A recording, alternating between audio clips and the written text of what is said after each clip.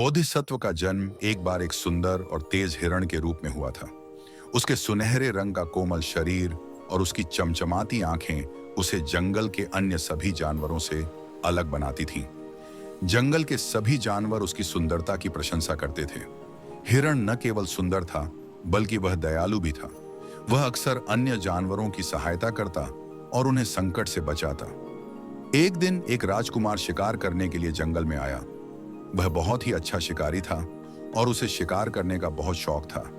उसने जंगल की हरियाली को देखा और कहा, यह जंगल तो शिकार के लिए एकदम उपयुक्त है। आज मैं यहां से खाली हाथ नहीं लौटूंगा।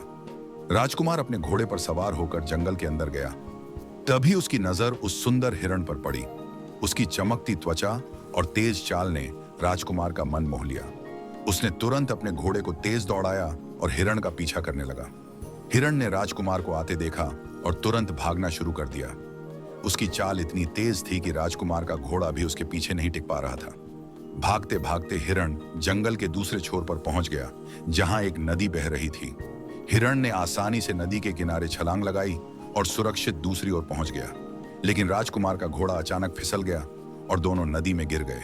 घोड़ा तो किसी तरह बाहर निकल आया, लेकिन राजकुमार नदी के तेज बहाव में फंस गया। उसे तैरना नहीं आता था। राजकुमार घबराकर जोर जोर से चिल्लाने लगा, बचाओ, कोई मुझे बचाओ। हिरण ने उसकी आवाज सुनी और मुड़कर देखा कि राजकुमार पानी में डूब रहा है। हिरण के मन में दया आ गई। उसने बिना देर किए नदी में छलांग लगा दी और कुछ ही देर में उसने राजकुमार को सुरक्षित नदी के किनारे पर पहुंचा दिया। राजकुमार को अपनी गलती पर गहरा पश्चाताप हुआ। उसने सिर झुका लिया और कहा, हे सुंदर हिरण, आज तुमने मेरी जान बचाई है, जबकि मैं तुम्हारी जान लेने आया था। मैं अपनी गलती के लिए शर्मिंदा हूं। आज के बाद मैं कभी किसी जानवर का शिकार नहीं करूंगा। मैं प्रतिज्ञा करता हूं कि मैं सभी जानवरों की रक्षा करूंगा। हिरण ने मुस्कुराकर उसकी ओर देखा और बिना कुछ कहे जंगल की ओर चला गया। बच्चों, इस कहानी से हमें यह शिक्षा मिलती है कि एक साधारण दयालुता का कार्य किसी व्यक्ति का जीवन बदल सकती है। दोस्तों, अगर आपको यह कहानी पसंद आई हो तो इस वीडियो को लाइक और हमारे चैनल ब्यूची टून्स को सब्सक्राइब जरूर कर लेना। मिलते हैं अगली कहानी में, तब तक के लिए बाय बाय।